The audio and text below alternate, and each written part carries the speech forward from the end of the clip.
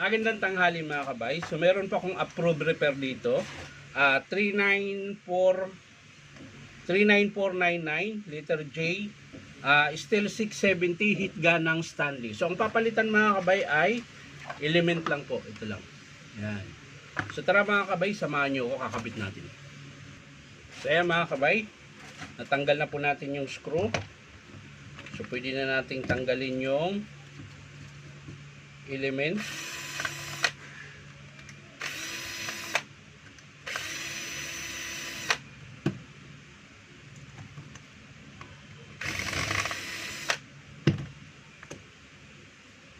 Tapos sugutin natin. Yan. Salpak natin itong bagong element.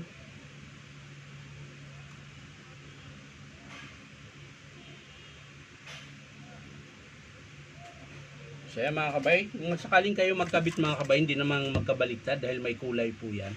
Ayan. Susundan nyo na lang po kung ano yung nakakabit sa PCB board. Ayan.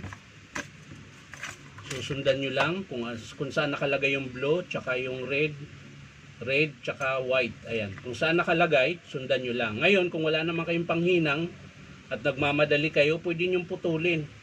Puputulin nyo lang to, tapos dudugtong nyo, electrical tape. Pati yung puti, ganun din po. So, ganun lang siya kadali magkabit ng element. Ayan. So, ito mga kabay, na ano ko na to, natanggalan ko na ng panghinang, kaya madali na lang siya. Ayan, hinuhugot ko na.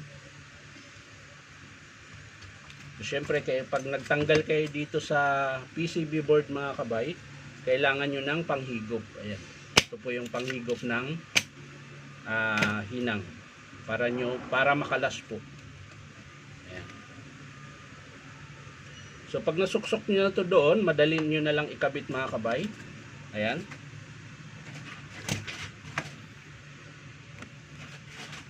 Ayan. So susundan niyo lang yan kung saan nakasuksok yung blue kanina.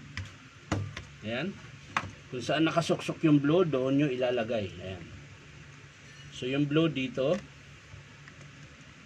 sa may unahan, malapit sa may variable heat.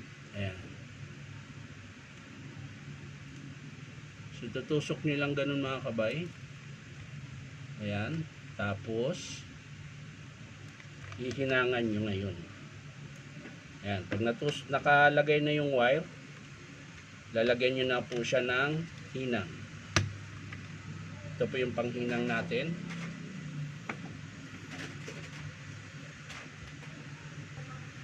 Ayan, hihinangan nyo lang dito mga kabay ng kaunti lang. Ayan. Huwag mo lang ibaba dahil natutuklap yung pinakatanso ng PCB board pag sobrang init. Ayan. Tapos ang sunod yung red. Ayan, tutusok nyo lang sa PCB board.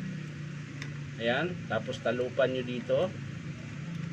Susuksok nyo siya ulit. Ayan. Pag tumagos na, hihinangan nyo siya ng kaunti lang din. Ayan. Tulad nung kanina mga kabay. Huwag lang sobrang dami. Ayan. Last, yung puti. Ayan.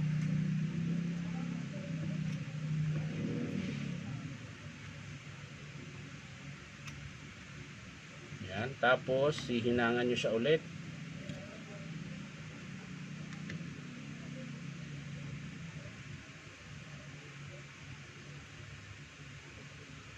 Ayan. So, okay na mga kabay. Bubuhin na natin. So, yan na mga kabay. Sasalpak na natin yung element.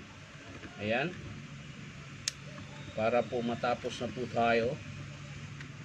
Sulitin ko mga kabay, sa mga gusto magpa-repair, punta lang po kayo dito sa Powerman Hardware, 530 T. Alonso, Santa Cruz, Manila. Hanapin nyo lang po yung signboard na DeWalt. Makikita nyo na po doon yung ano ba yan? So yan mga kabay, bago natin isara, testing muna natin.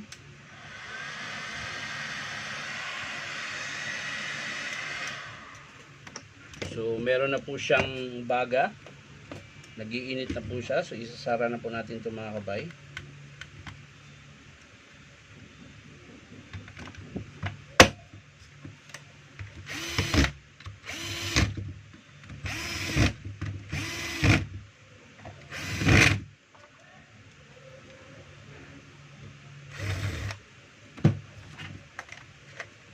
So yan lang mga kabay, maraming salamat sa panonood at palike and share na rin po. At syempre po baka naman pwede makahingi sa inyo isang subscribe dito po sa aking YouTube account na Inom Tabay. Sulitin ko mga kabay, ito lang po yung pinagpalitan natin na heat gun element. Ayan po, pumutok po siya. Ayan. So yan lang mga kabay, maraming salamat. Bye bye.